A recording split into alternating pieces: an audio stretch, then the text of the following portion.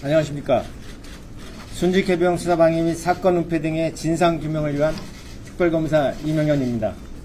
지금부터 수사 결과를 발표하겠습니다.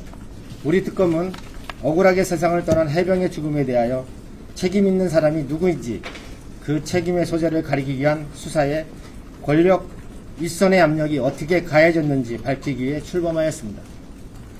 그렇기 때문에 특검은 어떠한 외압에도 휘둘리지 않고 실체적 진실을 찾아가겠다는 마음으로 수사에 진력해 왔습니다. 물론 수사 과정이 순탄치만은 않았습니다.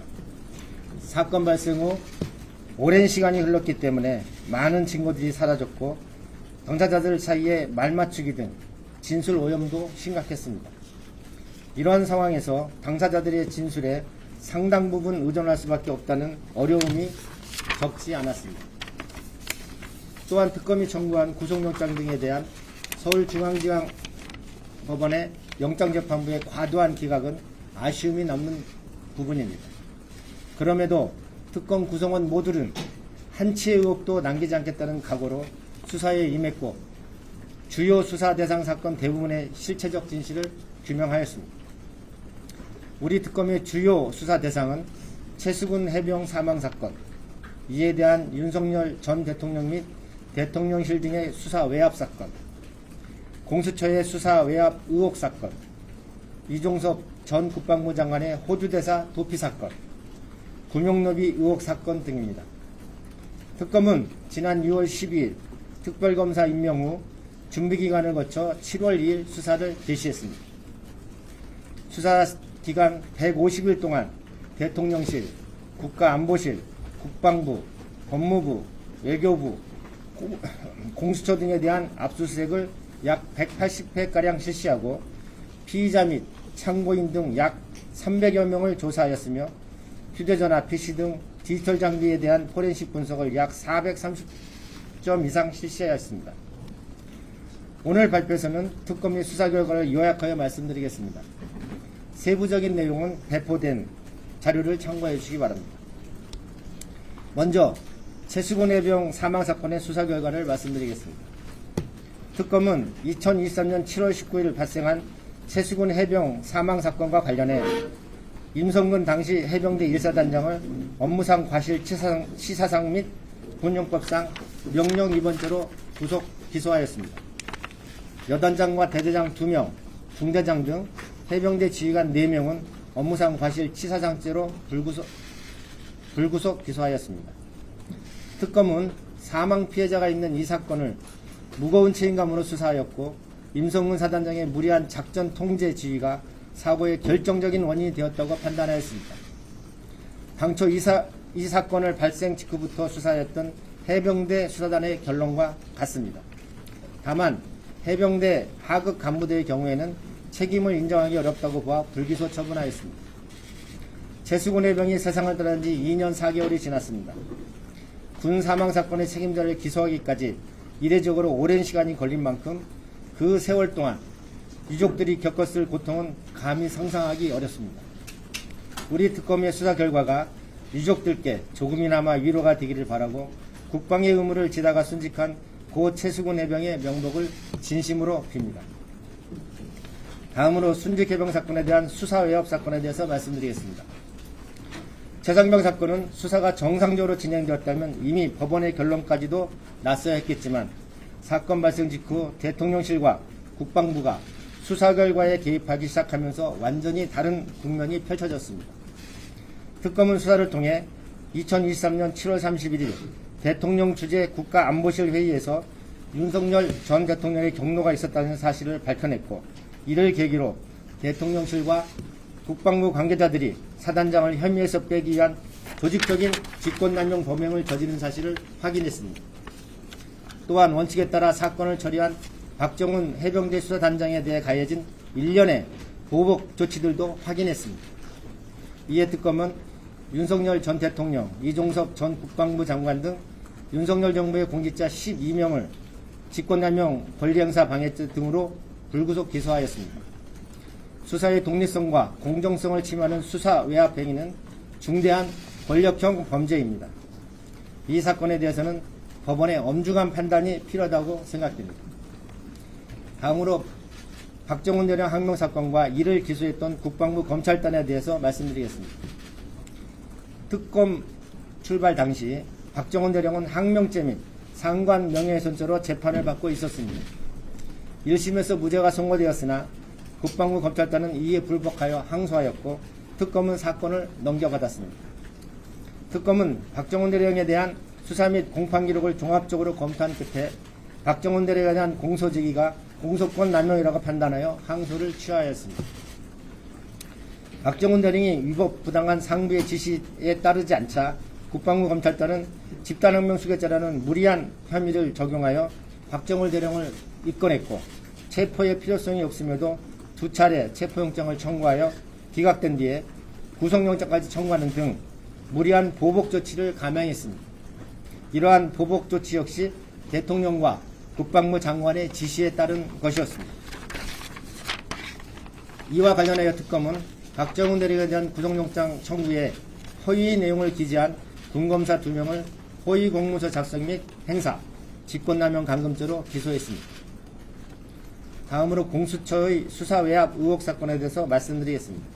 특검은 수사 결과 윤석열 전 대통령이 임명한 공수처 부장검사들이 공수처 지휘부를 장악하여 최상병 사건의 수사를 방해한 사실을 확인했습니다.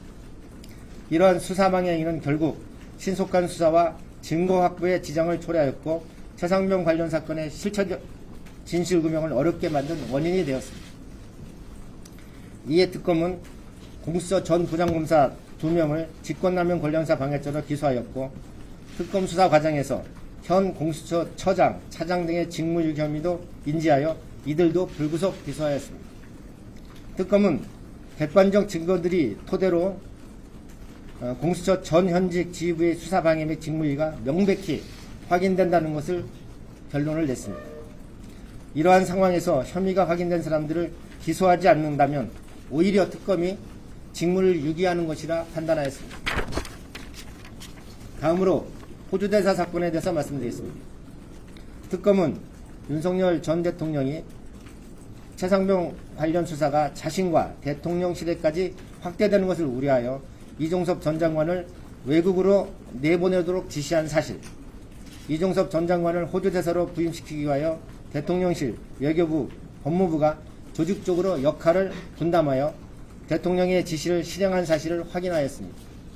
이 과정에서 법령에 명시된 절차와 요건은 모두 무시되었습니다.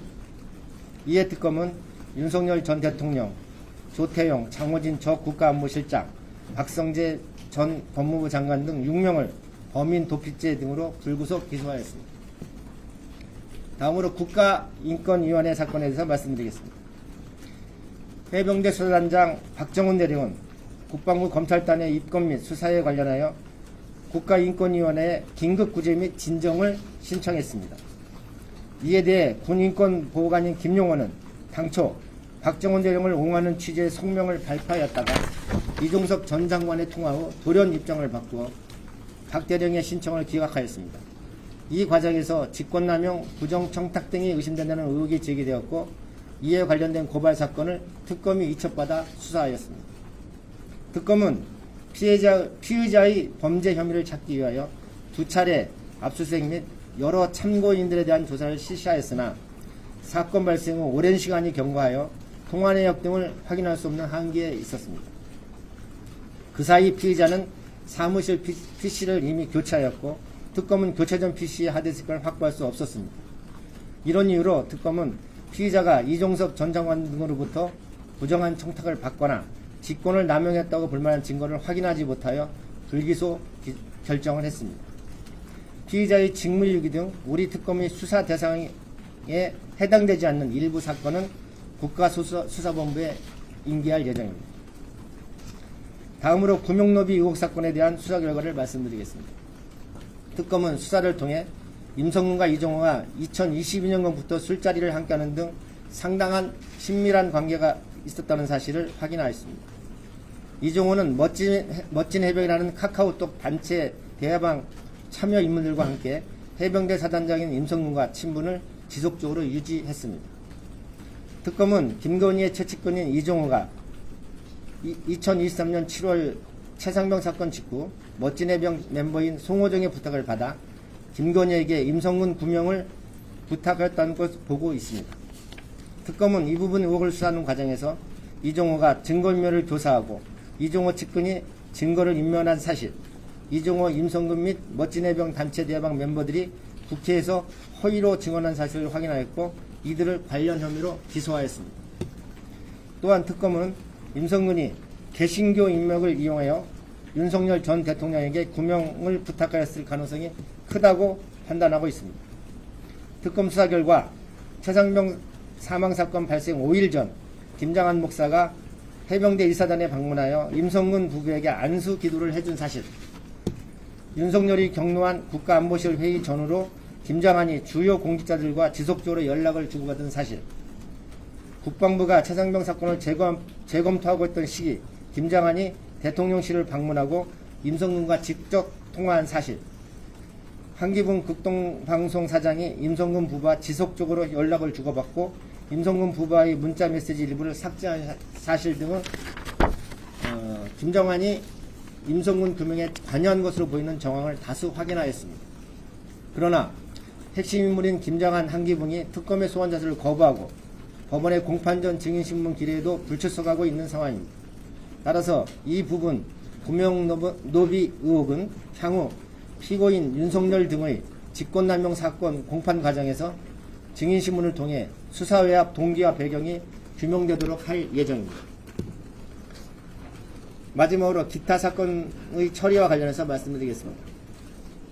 특검은 경북경찰청